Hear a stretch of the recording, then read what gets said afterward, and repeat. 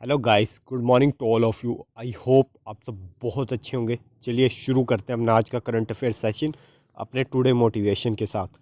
Happiness is not something you postpone for the future, it is something you design for the present. तो life में ऐसा नहीं है ना। लाइफ में पता है क्या यार, लोग क्या बोलते हैं कि मुझे ये अचीव हो जाएगा ना तो ही मैं खुश हूँ। ठीक है, मुझे ये मिल जाएगा या मैं ये अचीव कर लूँगा या मैं यहाँ पहुँच जाऊँगा मैं तो ही खुश हूँ। बहुत बहुत बहुत गलत अंडरस्टैंडिंग है। ठीक है, आपको लाइफ एक बार मिली है तो टेम्परेरी चीज़ों के लिए ये मत करिए ना, अपनी खुशियों को पोस्टपोन क्यों करें यार। आप आपकी लाइफ है, आप खुशियों से जिए। ठीक है, मतलब आप क्यों टेम्परेरी चीज़ों के लिए पीछे भागते रहते हैं। ठीक है, ज़िंदगी आपको एक बार मिली यार, आप इसे इंजॉय कीजिए, आप हर मोमेंट को इंजॉय कीजिए। ठीक है, तो ऐसी मतलब गलत नोशंस नहीं रखने हैं कि हाँ मैं ये चीज़ पालूंगा वो चीज़ कर लूँगा तो ही खुश हूँ, अदरवाइज़ मैं खुश ही नहीं हूँ। यार आप जी रहे हैं, ठीक है, आप खुश रहिए। ठीक है, आप लाइफ है आपका, आप इसे एंजॉय कीजिए, हर मोमेंट को एंजॉय कीजिए। ठीक है, एक बार लाइफ मिलती है तो मतलब ऐसा कुछ नहीं है कि अपनी खुशियों का फ्यूचर में के लिए पोस्टपोन करेंगे। आज आप जी रहे हैं, आज आप प्रेजेंट में आप इंजॉय कीजिए। ठीक है, अपनी लाइफ को और खुश रहिए। ठीक है, और चलिए हम भी खुशी से अब आगे बढ़ते हैं और अपने करंट अफेयर सेशन की तरफ। पहला क्वेश्चन आपको बताना है कि किसने गोल्ड मेडल जीता है वर्ल्ड रैपिड चैंपियनशिप 2022 में, world rapid chess championship.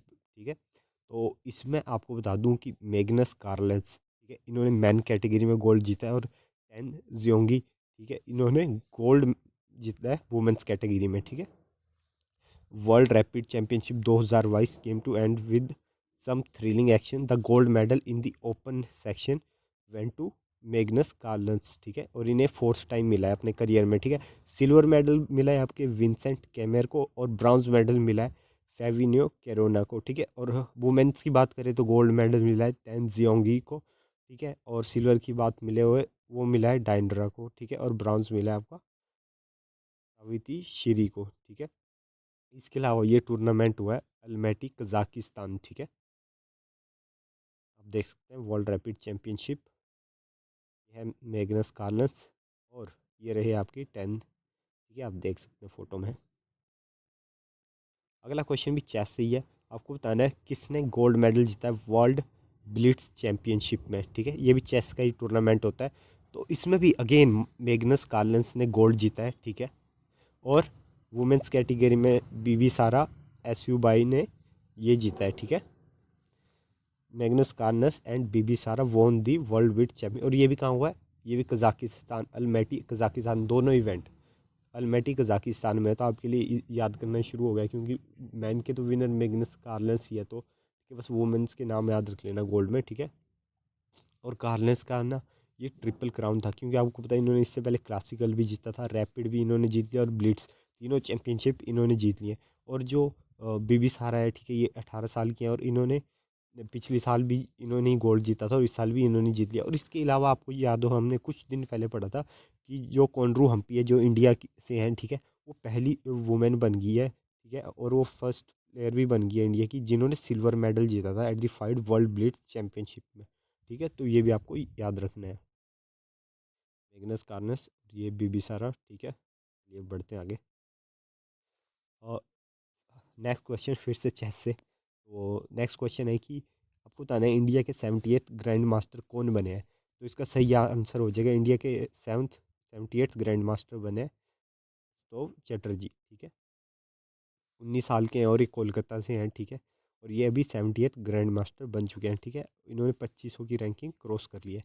Grand master एक टाइटल होता है। ठीक है, मतलब grand master is highest title. ठीक है, चेस में। लेकिन ये मतलब जैसे आप देखिए ना, अभी ये वर्ल्ड चैंपियनशिप मैंने बताई, ठीक है, उनके इक्विवेलेंट का तो नहीं होता, लेकिन हाँ ये भी टाइटल होता है ग्रैंड मास्टर। ठीक है, लेकिन वर्ल्ड चैंपियनशिप के जो होता है वो थोड़ा अलग होता है। ठीक है, इंडिया के पहले जो ग्रैंड मास्टर बने थे वो बने थे विश्वनाथन आनंद। ठीक है, अपनी 14 साल की उम्र में 1988 में। ठीक है, और ग्रैंड मास्टर का जो आपको टाइटल मिलता है ना, जो पहला ग्रैंड मास्टर का टाइटल मिला था वो 27 प्लेयर्स को मिला था 1950 में। और अगर आज अगर आप चेस खेल रहे हैं और आपको ग्रैंड मास्टर का टाइटल चाहिए तो आपको अभी क्या करना पड़ेगा कि आपको 2500 फाइट क्लासिकल रेटिंग लानी पड़ेगी 3 GM नॉर्म्स में। ठीक है, तो 2500 की रेटिंग चाहिए होती है। तो एग्जाम में डायरेक्ट पूछ सकता है कि ग्रैंड मास्टर बनने के लिए कितनी रेटिंग चाहिए, तो 2500 आपका सही आंसर हो जाएगा। ठीक है, चलिए बढ़ते हैं आगे, आप ये देख सकते हैं फोटो में, 70th grand master of India. चलिए बढ़ते हैं आगे। आपको बताना है ना, कौन सी कंट्री ने बैन लगा दिया है फॉरेनर्स को कि वो उनकी कंट्री में रेजिडेंशियल प्रॉपर्टीज़ नहीं खरीद सकते। मतलब रेजिडेंशियल प्रॉपर्टीज़ का मतलब होता है घर वगैरह, ठीक है। तो ये कनाडा ने किया। कनाडा ने अपनी कंट्री में 2 साल के लिए बैन लगा दिया है कि कोई भी फॉरेनर रेजिडेंशियल प्रॉपर्टी नहीं खरीद सकता, ठीक है। कनाडा के प्राइम मिनिस्टर हैं आपके जस्टिन ट्रूडो। कनाडा की कैपिटल है ओटावा, और कैनेडियन करेंसी है कैनेडियन डॉलर, ठीक है। और इसी के अलावा आपको मैंने कल पढ़ाया था कि यूएई वो पहली कंट्री बन गई है जिसने अनाउंस किया है कि वो 1 साल की पेड लीव देगा अपने गवर्नमेंट एम्प्लॉयज़ को जो भी बिजनेस शुरू करना चाहते हैं, ठीक है। तो ये भी ध्यान रखिएगा। ये देख सकते हैं हम, कनाडा बैन, ठीक है। चलिए बढ़ते हैं आगे। आपको बताने किसने चार मतलब चेयरमैन का पोस्ट एज्यूम करी है एटॉमिक एनर्जी रेगुलेटरी बोर्ड में, एईआरबी में। तो इसका सही आंसर है दिनेश कुमार शुक्ला जी ने, ठीक है। दिनेश कुमार शुक्ला इससे पहले फॉर्मर एग्जीक्यूटिव डायरेक्टर भी रहे हैं एटॉमिक एनर्जी रेगुलेटरी बोर्ड के, और अभी इन्हें चेयरमैन बना दिया गया है, ठीक है। और इन्हें अपॉइंट किया गया है 3 साल के लिए, ठीक है। और ये इंटरनेशनली मतलब इन्हें माना जाता है कि एक्सपर्ट है in the field of nuclear safety, ठीक है। इसके अलावा जो बाकी नाम है हम इन्हें डिस्कस कर लेते हैं, ठीक है। तो संजय सिंह की बात करें तो ये बने all India president of the Indian oil officer association के, ठीक है। जी कमल वरदान राव की बात करें तो ये बने हैं आपके चीफ एग्जीक्यूटिव ऑफिसर फसाई के, ठीक है। और इसके अलावा एन चंद्रशेखरन की बात करें तो महाराष्ट्र गवर्नमेंट के एडवाइज़र बने, इकोनॉमिक एडवाइज़र बने हैं, ठीक है। चलिए बढ़ते हैं आगे। ये आप देख सकते हैं क्वेश्चन नंबर 6। आपको बताना है कि हाल ही में चेयरमैन कौन बने हैं national highway authority of India के। तो national highway authority of India के नए चेयरमैन अपॉइंट किया गया है संतोष कुमार यादव को, ठीक है। और ये आईएएस हैं, ठीक है। और ये 1995 बैच के उत्तर प्रदेश कैडर के आईएएस है। इसके अलावा बात करें तो जो अनिल कुमार लाहौती हैं वो भी सीईओ बने हैं और चेयरमैन बने हैं रेलवे बोर्ड के। और एयर मार्शल पंकज मोहन सिंह, आपको पता ही है कि इंडियन एयर फोर्स की जो वेस्टर्न कमांड है वहाँ के कमांडर बने हैं। डॉक्टर संजय लाल थोसन जो सीआरपीएफ के इस टाइम डीजी हैं, वो उन्हें एडिशनल चार्ज भी मिल गया बीएसएफ का। तो हम अभी देखिए हमने 8 अपॉइंटमेंट्स पढ़ लिए हैं, 4 इस क्वेश्चन में, 4 पिछले क्वेश्चन में, ठीक है। तो स्क्रीनशॉट लेके रख लीजिएगा और ये हम रिपीट करते रहेंगे ताकि आपको ज़्यादा एफर्ट ना करना पड़े और आपको इजीली याद हो जाए, ठीक है। ये बढ़ते हैं आगे, आप ये देख सकते हैं। आपको बताना है कि foundation stall of central detective training institute कहाँ पे रखा गया है, कौन सी स्टेट में।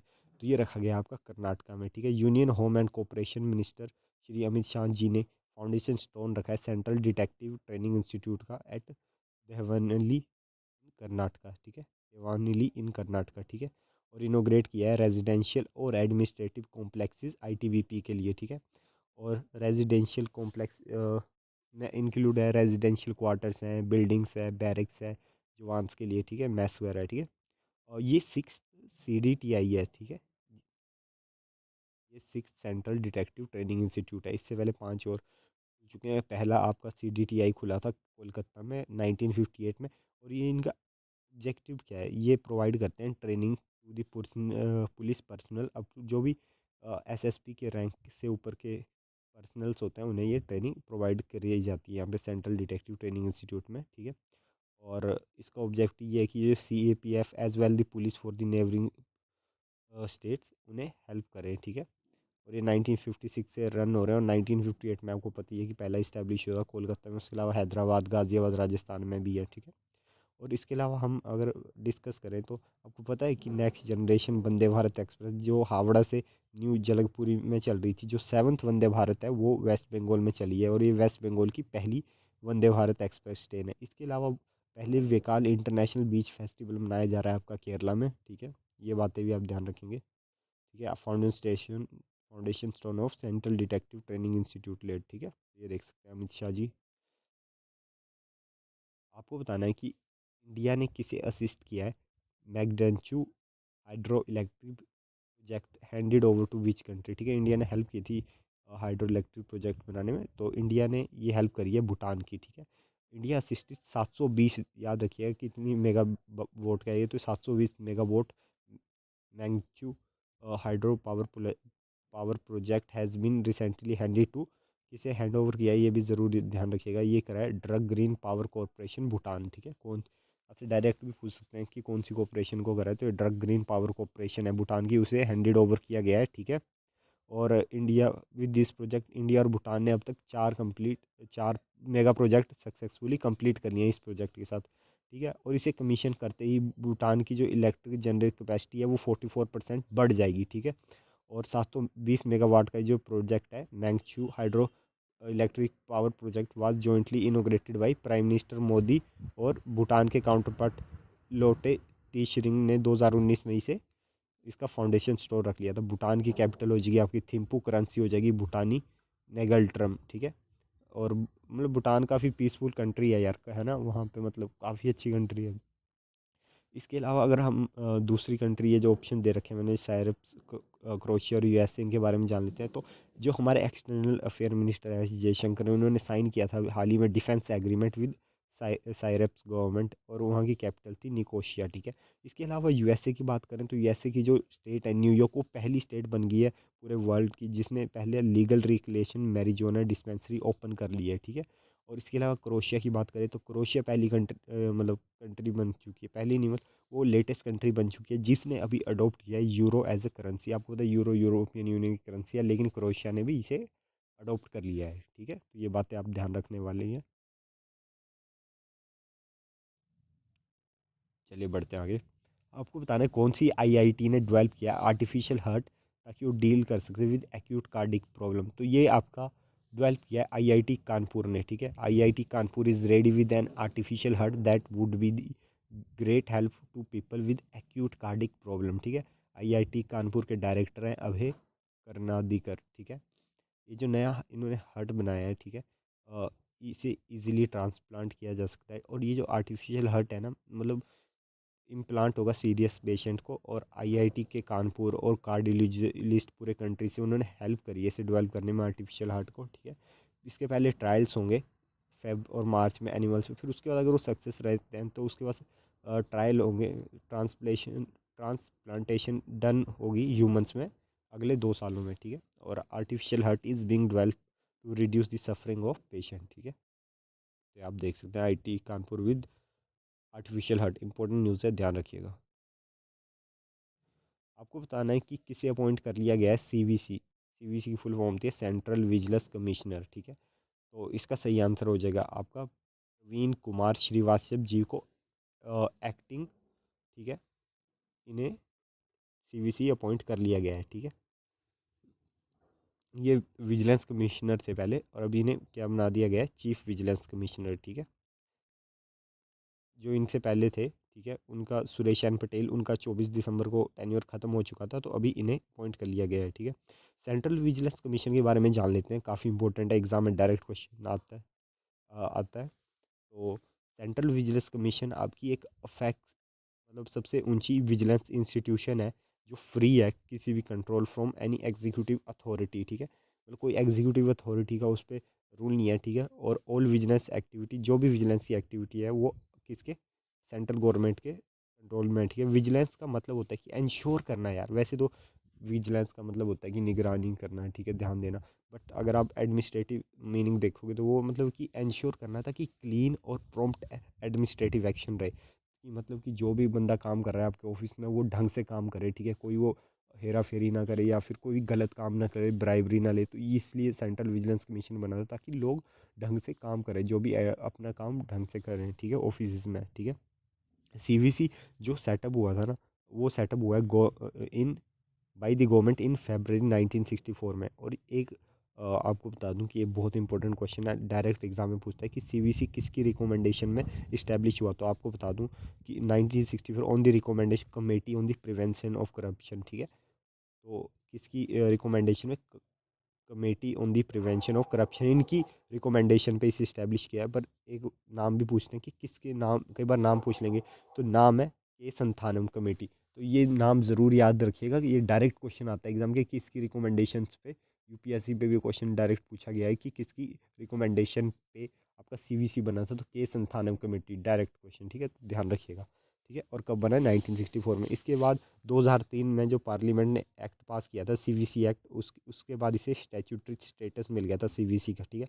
और सीवीसी को कोई कंट्रोल नहीं करती, कोई मिनिस्ट्री, कोई डिपार्टमेंट कंट्रोल नहीं करता, एक इंडिपेंडेंट बॉडी है जो रिस्पॉन्सिबल है सिर्फ पार्लियामेंट ऑफ इंडिया के लिए, ठीक है। अब इसके स्ट्रक्चर को जान लेते हैं, स्ट्रक्चर जानना बहुत ज़रूरी है। सेंट्रल विजिलेंस कमीशन का अपना सेक्रेटरेट है, अपना चीफ टेक्निकल एग्जामिनर विंग है, ठीक है। And wing of commissioner for department of inquiry, inquiry के लिए भी इनके पास अपना डिपार्टमेंट है, ठीक है। और जो इन्वेस्टिगेशन का काम करवाता है ना, ये उस पर सीवीसी दो पे डिपेंड है, या तो ये सीबीआई को बोलेंगे, ठीक है, या फिर जो इनके ना एक्चुअली हर ऑफिस में आप कोई भी गवर्नमेंट का ऑफिस उठा लीजिए, वहाँ पे चीफ विजिलेंस ऑफिसर ज़रूर होता है, अपॉइंट होता है, जो हर शिकायत सुनता है। तो या तो उसके थ्रू या फिर सीबीआई के थ्रू ये जांच करवाते हैं, ठीक है, अगर इन्हें किसी पे शक होता है तो, ठीक है। ये कि मल्टी मेंबर कमीशन है, ठीक है, सीबीसी, ठीक है। इसमें एक चेयरपर्सन होते हैं और 2 विजिलेंस कमिश्नर होते हैं, ये बात ध्यान रखिएगा। और जो ये सेंट्रल विजिलेंस कमिश्नर है और ये विजिलेंस कमिश्नर है, इन्हें अपॉइंट किया जाता है प्रेसिडेंट ऑफ इंडिया के द्वारा। और ये सबसे ज़रूरी है कि किसकी रिकमेंडेशन पे, तो ये ध्यान रखिएगा, प्राइम मिनिस्टर ऑफ इंडिया, ठीक है, जो चेयरपर्सन होते हैं, होम मिनिस्टर, ठीक है, और लीडर ऑफ ऑपोजिशन, और house of leader of opposition in the house of people. तो इन 3 बंदों की रिकमेंडेशन पे आपको, सपोज इस time prime minister of India, ठीक है, और होम मिनिस्टर और लीडर ऑफ ऑपोजिशन जो लार्जेस्ट होगा, ठीक है? तो मतलब कि इन तीनों की रिकमेंडेशन पे अपॉइंट किया जाता है, इसे सीबीसी और विजिलेंस कमीशन को अपॉइंट प्रेसिडेंट करता है, लेकिन रिकमेंडेशन इन 3 की होती है, तो ये भी ध्यान रखिएगा आप, ठीक है। इसके अलावा इनका टर्म या तो 4 साल का होता है या 65 साल, जो भी पहले हो जाए उतना ये सर्व करते हैं, ठीक है। फंक्शंस के बारे में बात कर लेते हैं इसके। तो सीबीसी रिसीव करता है कंप्लेंट ऑन करप्शन और misuse of office and recommend appropriate action. अगर इन्हें कंप्लेंट आती है ना, उसी के बाद ये एक्शन लेते हैं करप्शन के अगेंस्ट, ठीक है। और कौन से इंस्टीट्यूशन है जो इन्हें अप्रोच कर सकते हैं, या तो सेंट्रल गवर्नमेंट डायरेक्ट जाएगी, या लोकपाल, ठीक है, या विसल ब्लोअर्स होते हैं। विसल ब्लोअर्स क्या होते हैं? विसल ब्लोअर्स वो होता है जो कोई भी ऑफिस में, आप कल को आप खुद किसी गवर्नमेंट ऑफिस में जाओगे, ठीक है, आप वहाँ पे काम कर रहे हो और आपको पता लग गया कि यार ये पर्सन ना गलत कर रहा है, कि ये ब्राइब ले रहा है कुछ भी, तो आपको लगेगा कि मुझे ये बात बतानी चाहिए, तो आप सीक्रेटली वो बात बाहर लीक कर दोगे, या तो अपने किसी ऊपर ऑफिशियल्स को बता दोगे, या फिर जैसे इनके पोर्टल्स बने होते हैं वहाँ बात ये डाल दोगे, ठीक है, या फिर सीबीसी को बता दिया आपने, जो आपके ऑफिस में सेंट्रल विजिलेंस ऑफिसर था उसी को बता दिया। तो ये चीज़ें होती है कि मतलब वो उस पर्सन को विसल ब्लोअर कहा जाता है, जो इन्फॉर्मेशन बता देता है कि हाँ यहाँ पे गलत हो रहा है, उन्हें विसल ब्लोअर कहा जाता है। और विसल ब्लोअर एक्ट भी आया था, ठीक है, इंडिया में, तो इस चीज़ का ध्यान रखिएगा, ठीक है। तो इट इज़ सीबीसी कोई मतलब इन्वेस्टिगेटिंग एजेंसी नहीं है ना, आपको मैंने बताया कि ये इन्वेस्टिगेशन करवाती है या तो सीबीआई के, या फिर जो इनके चीफ विजिलेंस ऑफिसर होते हैं ना हर गवर्नमेंट ऑफिस में, उनके थ्रू, ठीक है। और ये एम्पावर है to inquire into offence alleged to have been committed under the prevention of corruption act. और ये प्रिवेंशन ऑफ करप्शन एक्ट 1988 के अंडर सर्च करवा सकते हैं, किसी भी कैटेगरी का पब्लिक सर्वेंट हो वो, उसके अगेंस्ट, चाहे वो ए लेवल का हो, बी का हो, ठीक है, ये उसके अगेंस्ट कर सकते हैं, एक्शन ले सकते हैं, ठीक है। ये देख सकते हैं फोटो में, ये सीबीसी बने हैं इस टाइम, ठीक है। सो गाइस, आई होप आपको ये लेक्चर बहुत पसंद आएगा, ठीक है। मिलते हैं कल सुबह 6 बजे अपने लेक्चर में, तब तक टेक केयर।